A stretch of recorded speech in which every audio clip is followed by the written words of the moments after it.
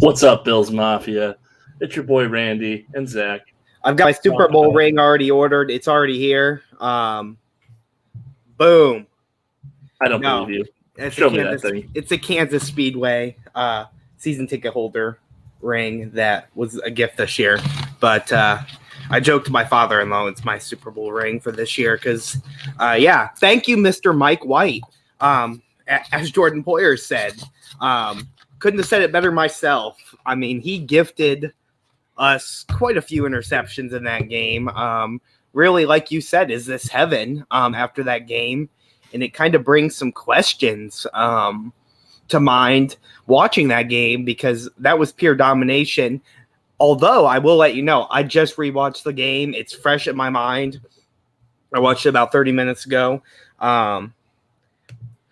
There's a couple things that kind of stand out to me that I don't know if you'll remember it at this point because I didn't. But one play that really stuck out in my mind was just Josh Allen that played to Gabriel Davis. You'll probably remember the play, the result, but not really the whole play. So Gabe Davis went up and tipped the ball 3 times, comes down, toe drags, perfect. Well, I have a little bit of criticism for Allen on that play. Moss was wide open at the sticks, 3rd and 2, and he was throwing deep, and he threw into triple coverage. Could have been dangerous. This could have been one of those where you're like, oh, God. But it ended up working in the Bills' favor where we come down with the ball, and on top of that, even though there's 3 guys covering him, they somehow had to interfere with him, and he come down with a Hopkins-esque catch, which was beautiful, but I just got to give Allen a little bit of criticism there because take what they're giving you, and if they're going to give you the first down, go ahead and take it. What's going on, Up the Gut? Good to see you, Up the Gut. Thanks for stopping by. Check out Up the Gut if you are listening to this podcast later. They do great work as well, and they're also based out of Missouri. What are the odds that 2 Buffalo Bills people have a podcast outside of Missouri? But so great to see them.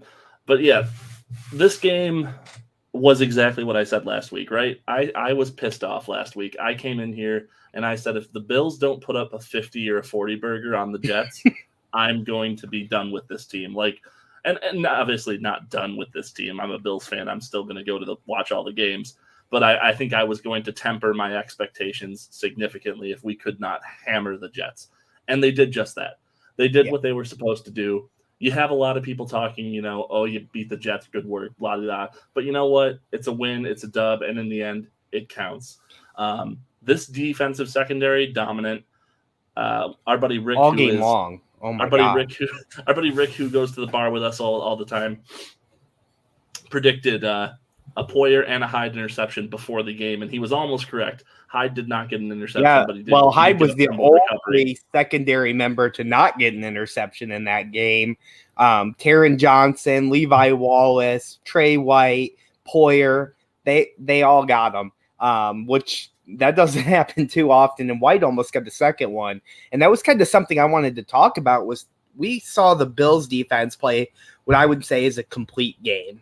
That play that kind of extended the drive where they end up running the ball in for a touchdown, the Jets do. It was extended by a penalty, roughing the passer. I think it was a little weak. Quarterback was taken down by the other guy, and the other guy was coming in, and it just so happened to kind of look like roughing the passer, but I think there was no ill will there. And but otherwise, I mean, the refs weren't that bad in this game. I have to say they did pick up the flag for us a few times, so I got to be criticize them on that because you can't criticize both. You got to criticize both ways, is what I meant to say. And we were complaining about it last week, not going in our favor, and just because it's going in our favor this time doesn't mean they didn't leave some calls out there. But you know what was shocking to me, Zach, and I know you know this statistic because we shared it in our group chat, but that referee crew has thrown the most penalties all season, and I got to be honest, I felt like they didn't throw that many in this game. It's kind of hard, Randy, when the last few games it seems like they're throwing flags on every play, including even the Chiefs game versus us. It seemed like we've had kind of large amount of penalties all season, whether it be against us or the other team, which is kind of weird. But yeah, I don't know. I had a weird experience watching the game. I was coming back from Branson and had to watch it on my phone in the car. Kind of weird, but I made it home by halftime. I had the opportunity to go to Al's, and I'm like, I am not going to be the jinx, because we did not see the Bills' offense play a complete game. They started out very hot in the first quarter, and I think that's what gave all the Bills fans our hope back. We were like, yes, there we are, and then they kind of just stalled a little bit. And then had the chance right before half and moved the ball down the field and scored. Was beautiful. And then the strip by Micah Hyde that prevented points going up for the Jets, which allowed us to double dip. But other than that, I mean, second quarter was pretty mediocre by the Bills offense. Couldn't really get things going. One of the drives was stalled by it was Josh Allen on that sweep. And we saw a penalty called on Deion Dawkins, which I think was a little weak. I don't know what your thoughts were on that. Was not too impressed with that. And then that led to a 3rd and 11, and then Josh Allen took a bad sack to put us out of field goal range. Another play that Cody Ford, God, I'm so used to blaming him, but he wasn't in this game. Deion Dawkins definitely whiffed on that one. Let a guy through, and I seen a sack. Coming right a mile away. Just didn't like the matchup there, but he did have some great plays as well, and that was something I watched. What did you think of Spencer Brown?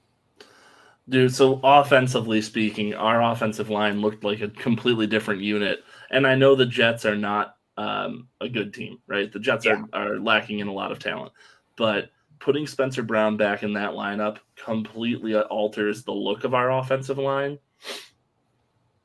Changes the total kind of appearance of the offensive line, and really makes a huge difference to that lineup. And Deion Dawkins, like you say, is a big liability. I love Deion, and I hope he gets better, but I can't help but feel like he's dealing with long COVID. You've heard some of the people who, I hate to bring COVID into this because I feel like COVID is all people have talked about for 3 years. And it's we're 9 weeks into the season. You would hope that he would be over that at this point, but he's not a small dude, and you don't know how it would react. But yeah, whose fault?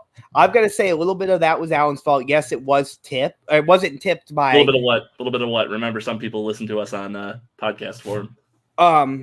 So it says, I was driving during the game. I listened on Sirius. The Josh Allen interception. Whose fault? Bad throw? Tip? What happened? It was a little bit of a bad throw by Allen. He was a little bit behind the receiver, which I believe was Diggs on that play. It tipped off Diggs' hands and went kind of into the defender's hands.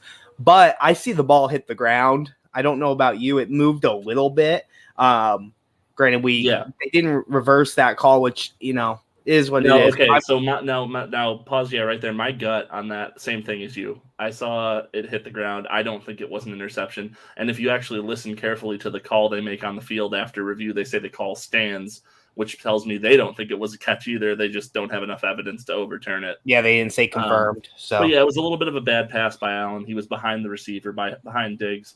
And I'm okay with it, though. There are interceptions that I'm willing to live with, and that's an interception that I'm willing to live with. I will forever subtract one from the stat line. I'm not willing to live with Josh Allen running to his right and throwing back across the field to his left and getting picked off. That interception I never want to see again, and he really has cut that out of his game.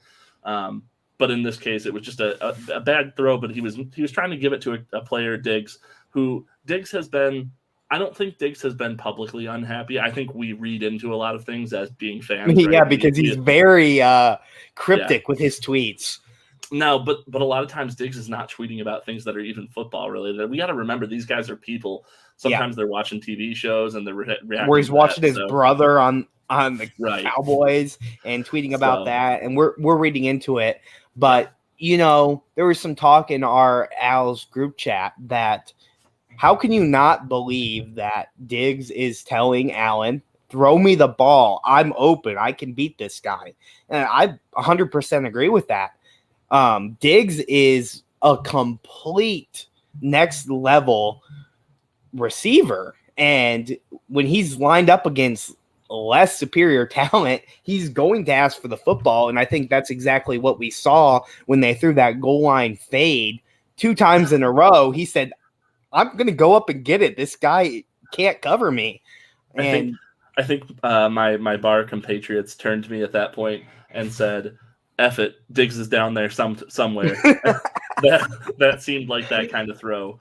And I love the balls to go right back to it. I'm not a big goal line fade fan. I think that goal line fade plays are outrageous in the NFL. Like, you can design better plays, but I saw why they did And we it, because don't. on that first play, Diggs was so close. They figured, you know what, he's got this. We just got to give him one more opportunity. There was a lot of criticism back against the Jags of why we were not running that. And a lot of that stems from us not being able to score going into goal line situations. So when I look at that, I'm like, you've got to do something different, but we do not have a receiver that can typically runs goal line fades. We don't have that huge big body receiver. You could argue Gabe Davis maybe a little bit, but or Kumaro if you really want to throw somebody out there. But it seemed like for me, we don't have that guy. Yes, Diggs is going to go up and do everything he can to catch the ball, but I think that's why we were not previously running that. And I think Dayball said, screw it, you don't think we can run it, you don't think we have the guys to do it, I'm going to do it anyway. And now you're going to have to scheme for it. Yeah, and speaking of goal line plays by the Bills, or deep, I'll call it deep red zone. I'm going to make that up. That's a new Randy. Your favorite play? Are we going to talk about red it? Zone. My God, how about the McKenzie sweep finally making a return? I've been harping on the McKenzie sweep for 10 weeks now, 11 weeks. And they ran it twice, and he was a yard and a half short on that second time and kind of came up hurt, And thank God he did not hurt himself, because he is our return man. And, they made some good points on the radio today talking about, do you want to risk him getting hurt on a play like that? And I absolutely 100% am down to risk that, because the McKenzie sweep, in my opinion, was fundamental to everything the Bills did last year. It set up the RPO completely off of that play. And I think that our offense can fire on all cylinders by getting him back in there. Now, what I will say is we could have found a new substitute for Isaiah McKenzie in one Matthew Breida. Yes, Lil Dirty does get it done. That's 100% correct. And a lot of teams will talk about the run opening up the pass, but you look at this, and I think our pass game opens up the run a little bit when we're doing play action. They have to step back for a minute waiting for that play action. And we kind of saw that in this game with us finally getting the run game going. And when's the last time you've seen a jet sweep by the Bills? I mean, it's probably been CJ Spiller? It's been a minute. It just feels like it's been a long time. And to see a tackle as big as Spencer Brown pull around the end and just pancake a dude. And Mitch Morse. What makes this play possible is the athletic play of Mitch Morse and Spencer Brown, because everybody else on that offensive line ain't got the athleticism to do it. My man Ike also pulled on a play and got out in front and set a beautiful block for Singletary on a sweep the opposite direction. So let's put some respect on Ike Bachner's name. All right, I'll put some respect, but I'm just saying the primary athletes on that offensive line are Mitch Morse and Spencer Brown. Our boy, Mitch Morse, from the MIZ, from the zoo, right out of here. He changes the offensive line look. When you get Spencer Brown on that right tackle side, you're able to kick Ike Butker into a right guard's position. You're also able to put who else there fills in for right guard, because we Feliciano actually, right guard Darrell Williams, Bates sometimes. Yes, Darrell Williams. Okay, that's what I was thinking, is Darrell Williams. Feliciano, by the way, in case you live under a rock and haven't heard since from other news sources, but in case you're not aware, he is on injured reserve, so he is gone for at least 3 weeks. 2 more weeks. 2 more weeks. So Now, can we talk about what I've been waiting all week to talk about? AJ Klein. Okay. What I knew it. What a performance. I mean, you got to be honest. The second play of the game, he just dropped back in the coverage so beautifully, like a gazelle, and jumps up and tips the ball, and it was a near interception that quick. And it seems like he does such a great job filling in for whether it's Matt Milano or Edmonds. And that's why I think, I'll say it now, I think he can take the role from Edmonds just because he's so versatile. And I think we can keep him cheaper than what we can re-signing Edmonds. Now, Edmonds can step things up and maybe prove me wrong, but Klein always seems like he makes open field tackles so beautifully. We still have to talk about us not being able to stop the run, and Klein could not do that as well, just like Edmonds hasn't been able to. But just like we would give Edmonds a little bit of benefit of the doubt without Star Latulippe in the lineup, I've got to give Klein some credit there as well. We're missing a lot of big bodies there in the middle. Justin Zimmer was also out. So we were limited to Harrison Phillips, and I've got to give him a little bit of criticism. Even though I really like the guy, he just hasn't been playing up to his potential that we really wanted to see from him. Yeah, so I'm gonna go ahead and rebuttal that a little bit though. Harrison Phillips is we'll talk about that in a second up the gut, but Harrison Phillips is I think he's playing okay. I think he is getting a lot. He's not living up to where people have him, but we got to remember Harrison Phillips was not a first or second round pick or third round pick. I think he was a fifth round pick. Is that? He's a third round pick. Okay, third round pick. So he was a third round pick. He's not a top end guy. I don't think he's. I think we put Harrison Phillips on a bit of a pedestal, and a part of that is because of who he was drafted by with Pancho Villa. Rest in peace, Ezra. Love you. But and Kyle Williams. And the comparisons to Kyle Williams, and you're never gonna live up to Kyle. Those Williams. Are some big shoes to fill. Those are big cleats to fill. But going back to the Edmonds, so Up the Gut says he's not an anti-Edmonds guy, is he? Klein's a quality depth guy. I'm in on Tremaine. Thank you, Up the Gut. I will answer. I'm not anti-Edmonds per se, but I would like to see better from him because I think the hype is there a little bit more than what it should be because there's so many guys that are looking at him based on the potential he has, based on his age, his athleticism, what he's done with leadership on this team. There's things of that nature that everyone's looking at, and I've heard he's great for the locker room, and that's awesome. But there's some things I'd like to see better from him if we want to talk about a guy who is getting picked for the Pro Bowl every year. And now we're talking about, and it seems like the talks for that is just based off his name alone, which is fine. But I want to look at it and I want to see him do better. If we're going to pay him the big bucks for middle linebacker, I just need to see a little bit more out of him. I'm not necessarily anti-Edmonds. I just want him to perform more along the expectations that I've had for him.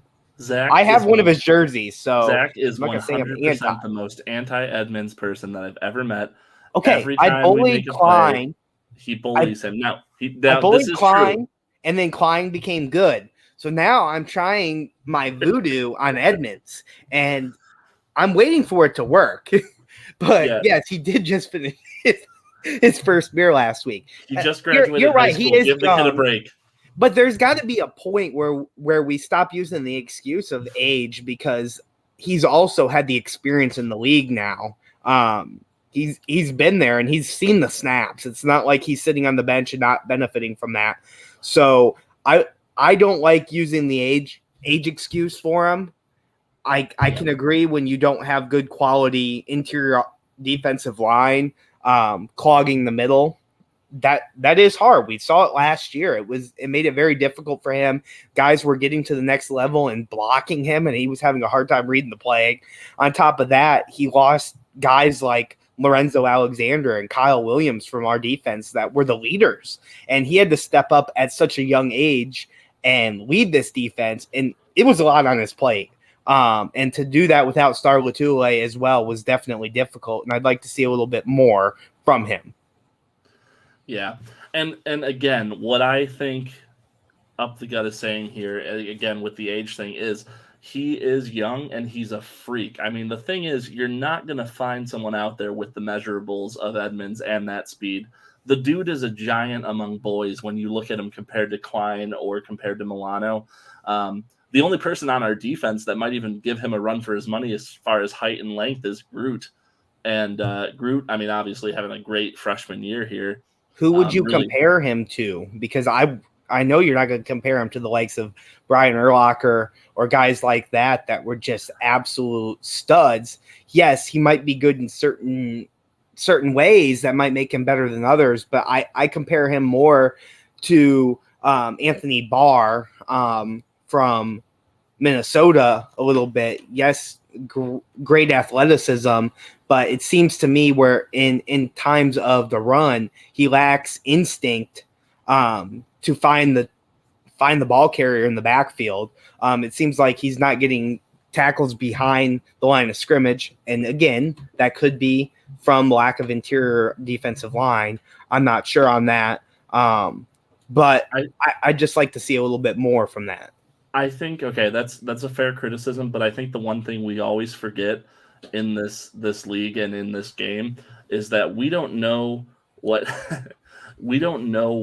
Klein is, or what Edmonds is being asked to do. We don't know schematically if he's supposed to be in coverage or if he's supposed to be clamping down on the run. So I think I got to give him the benefit of the doubt, and I got to go with the idea. The fact that McDermott has kept him in this team or kept him in a starting role for so long tells me that he's doing what he's supposed to do. Because one thing we do know about Sean McDermott, and something empirical we can point to, is Sean McDermott's not afraid to bench his star players, especially when they're not performing. Look at Cody Ford. Prime example. But you didn't answer. Who would you compare him to? Because I said Anthony Barr. So Anthony Barr is a good comparison. I almost want to compare him to it's weird because he's not the same position, but just lengthwise and his ability to go sideline to sideline, he reminds me of, this is going to sound way out of left field, I'm sure, and maybe it's just because I was younger when I watched this player, but Troy Polamalu. The sideline to sideline speed is there. He hasn't gotten the interceptions of Polamalu. He's not quite the coverage guy, but he's got the length. He has the physical attributes. Up the Gut says, who would you compare him to? Let's pick any Hall of Famer, one of the greatest to ever play the game. And I agree with Up the Gut. This man out here knows he's an Edmonds believer, and he's not a hater like you, Zach. Although Zach does own an Edmonds jersey, and I do not. I'm not a hater. I'm just saying I think I'd like to see Bills fans lower their expectations a little bit, because he's not the Urlacher type that's going to, or Luke Kuechly, that's going to just completely own the line of scrimmage with anybody running the football. Listen, he's not necessarily doing that, and he's not great at coverage. You've said it. You can agree with me on that. We saw Klein perform better with coverage. There are things that he does extremely well, and I've given him credit there. I don't know. I just want to bully him until he becomes what I expect him to be, and maybe I need to lower my expectations a little bit as well. I am doing pulling up some stuff right now, so keep talking, but I am going to slay you on this. Anyways, continue. It's okay. I am okay with this argument a little bit because it's good.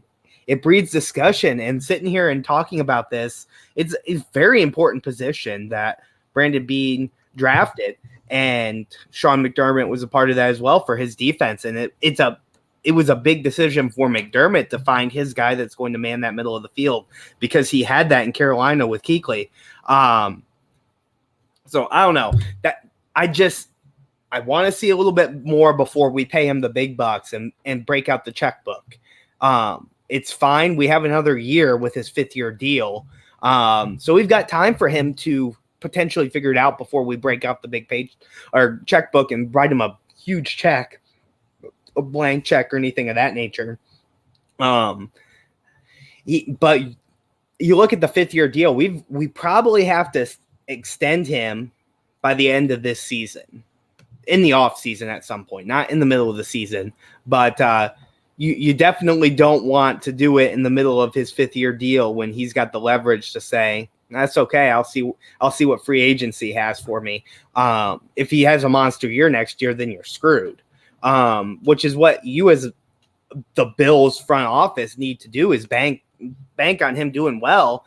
And at that point, you need to, if he does well the rest of the season, and proves me wrong, I'll be the first to admit it. I already have his jersey.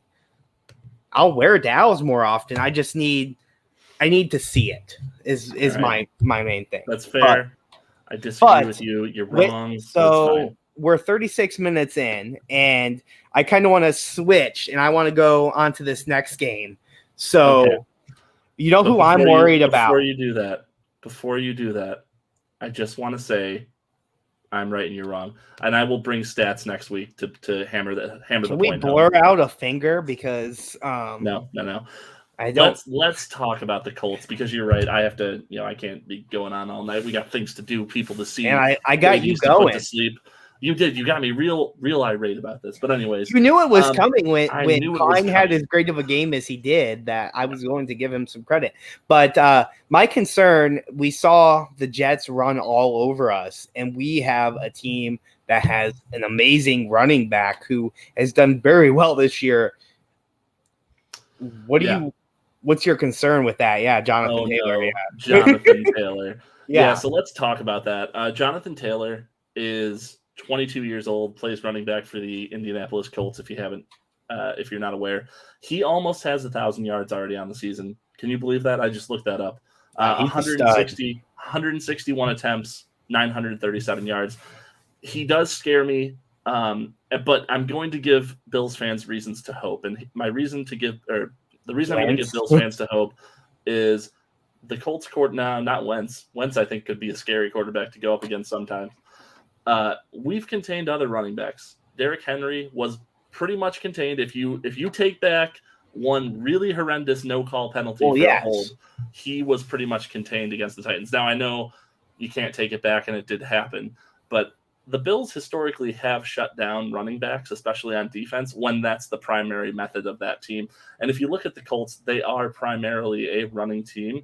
Taylor is tied for the league with Derrick Henry, who he obviously is going to beat. Henry's going to miss, I think, the rest of the season at this point. Didn't they say his foot injury? He's not back. They think he could be back postseason, yeah. I just worry because obviously what we saw with the Titans was we sold out to stop Henry. And that's what we did last year as well versus the Titans. And when you look at this Colts team, you've kind of got to do the same.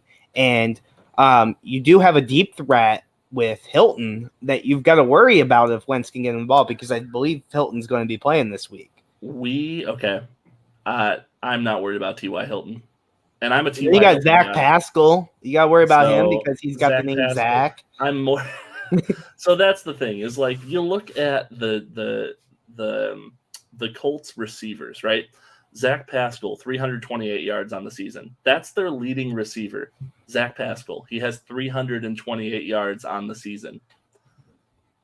Do I know who I'm the most worried about? This guy concerns me. This guy is a maniac. Rodrigo Blankenship. That guy, stud. Who? Their kicker. Oh, okay. But here's the thing. And I don't want to talk down on an opponent because we did that with the Jaguars and we see where that got us. And I hope the Bills are not. But I do want to point out that, like, the media right now, especially the local Buffalo media, is spinning this game as like we're going up against a juggernaut here. And I want to run you through the teams that the Colts have played. And I'm going to tell you their wins, and you tell me whether they're the juggernaut that we think they are. Okay. First of all, hold on. As long as I can do the same to you with the Bills wins.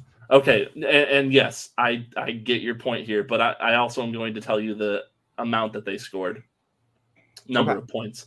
So in their first win, they beat the Dolphins 27-17. Pretty impressive. The Dolphins look like a decent defense, so putting up 27 points on them is no stutter. That was week 4. They were 0-3 before that. Then a loss in overtime to the Ravens. That's okay. The Ravens kind of were beating up everyone in the beginning of the season. Their next win was the Houston Texans, 31-3.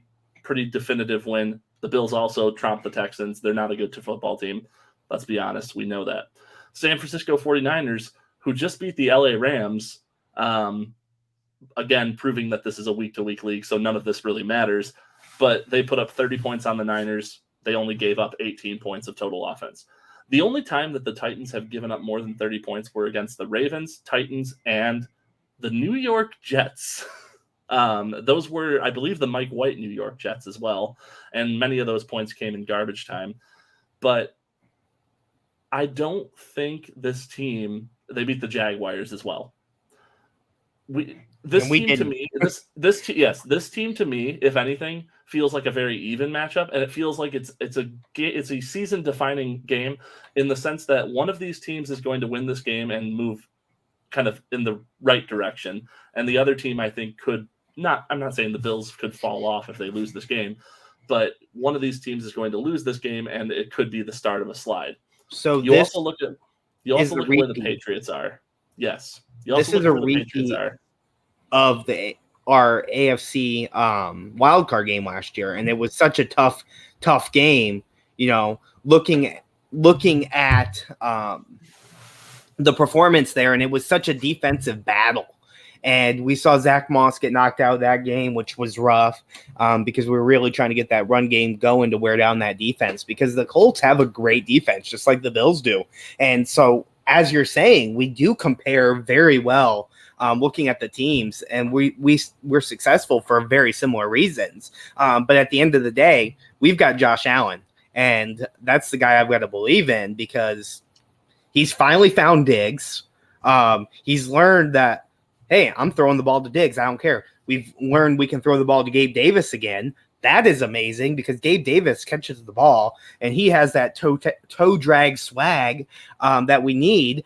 So I'm excited. But to answer up the guy's question, I believe he was put on IR. Talking about Blankenship, he was put on there after week 6. So I believe he would be eligible to come back from IR this week, but I'm not quite certain. Yeah. So let's talk defense for the Colts. They do have a relatively stout defense.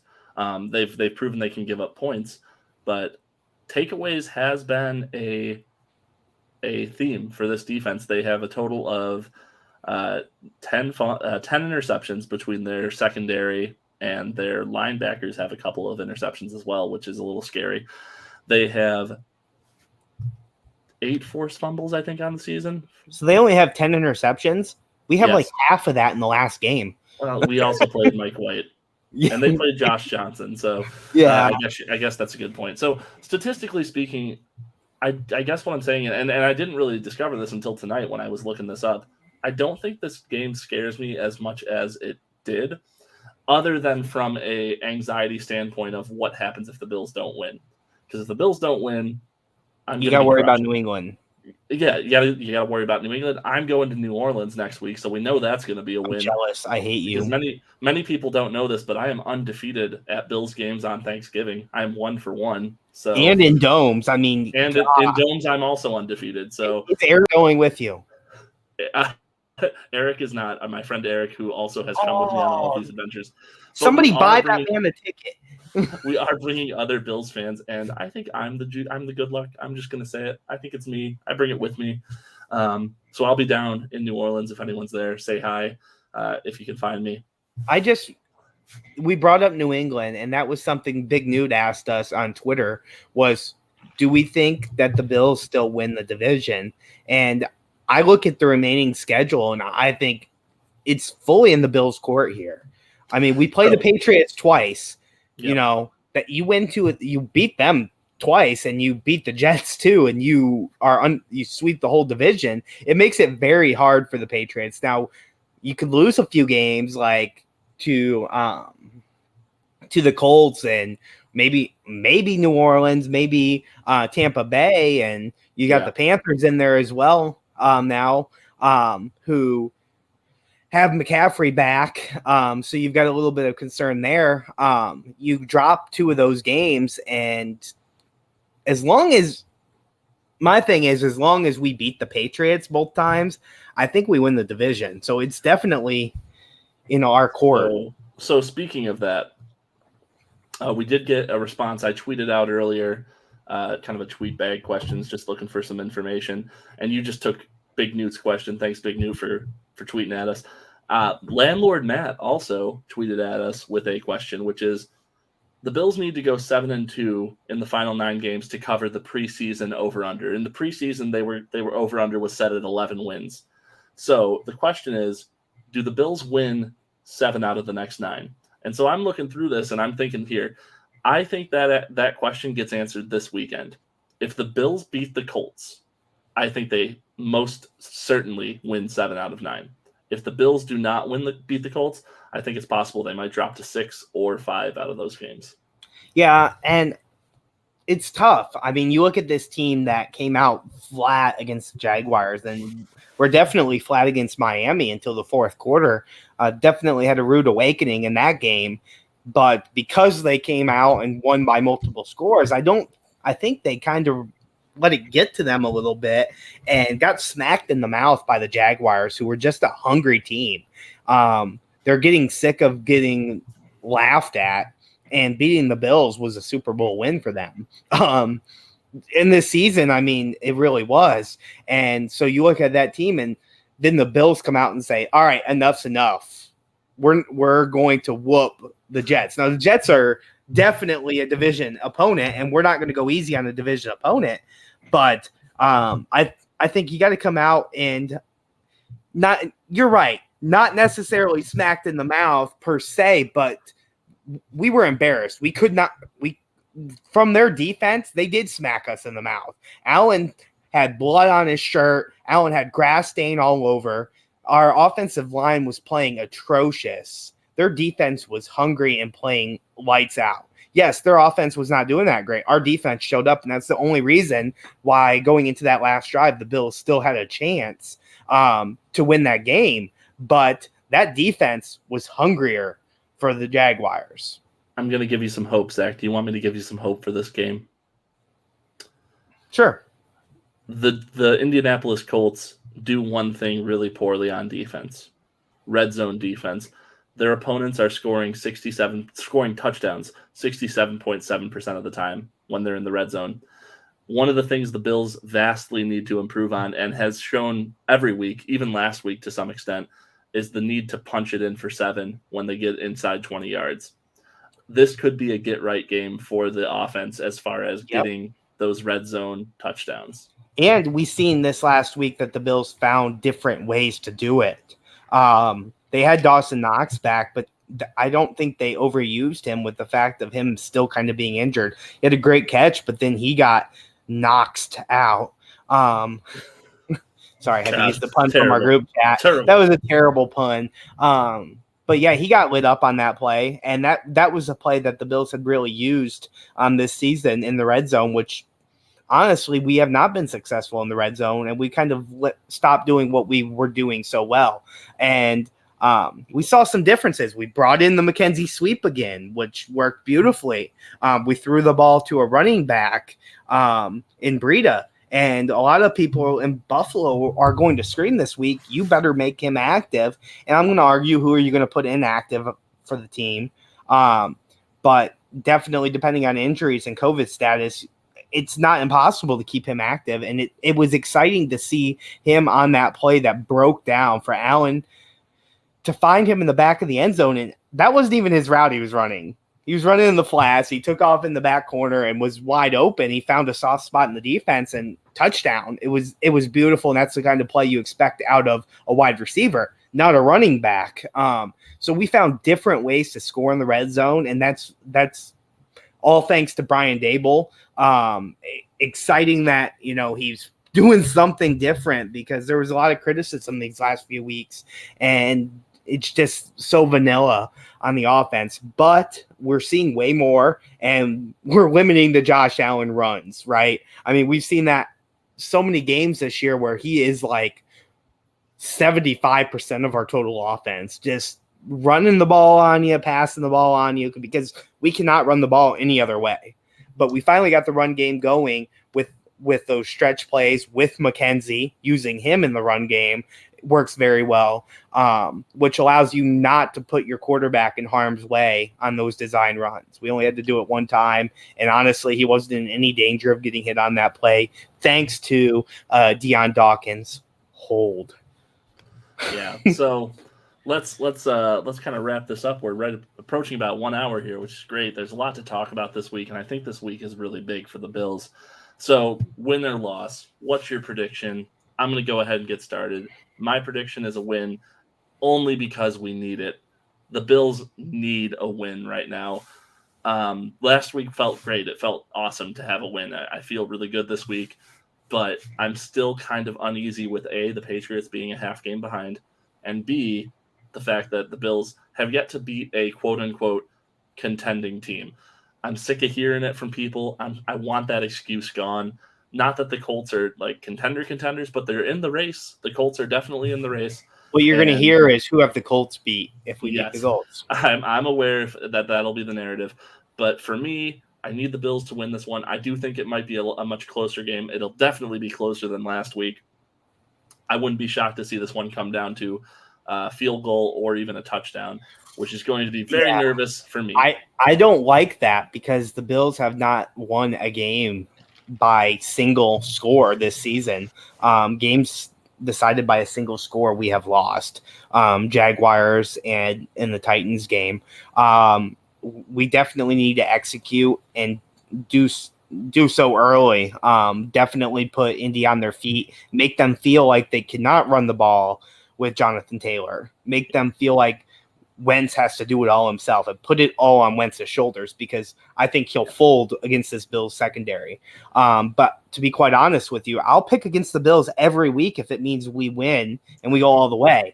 I don't care. I'm sick of like the weeks where we go in overly confident, like you said, or weeks that we're just like, I don't even want to do a podcast the next day because I'm like, look at me being such an idiot. I was like, hey, go ahead and take all your money out of your bank account. Jacksonville was a slap in the face. Mortgage your house.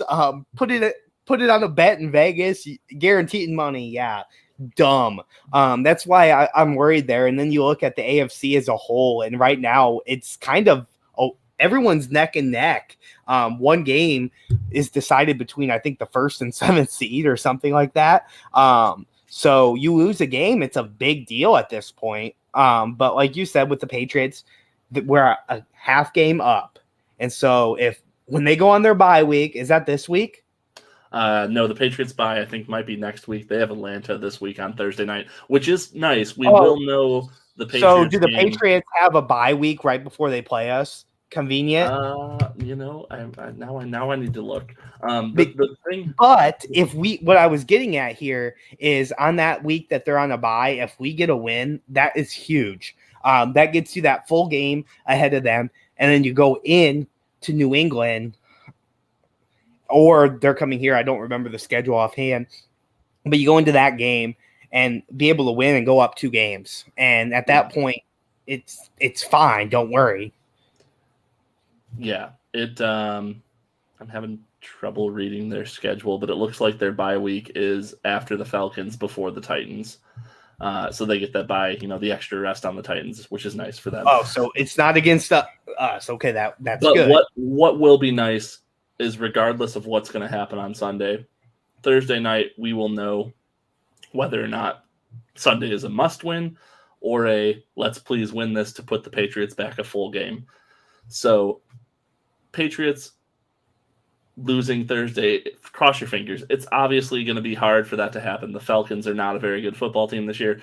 But if we've learned anything from football this season, it's that any given day, any given Thursday, any given Sunday, who cares? Thanks to Vegas. Yeah, thanks for Vegas. And I guess that's all I got for today. So what do you want to leave it off on? Well, I mean, I always leave it with the Go Bills. But I also have to give a shout out. I won a couple pieces of artwork, and I wanted to give him a shout out to go check out his page. Let me go ahead and read his Twitter handle so anybody listening can go take a look. Really generous of him to give something away, and I'm excited to get it put on my basement.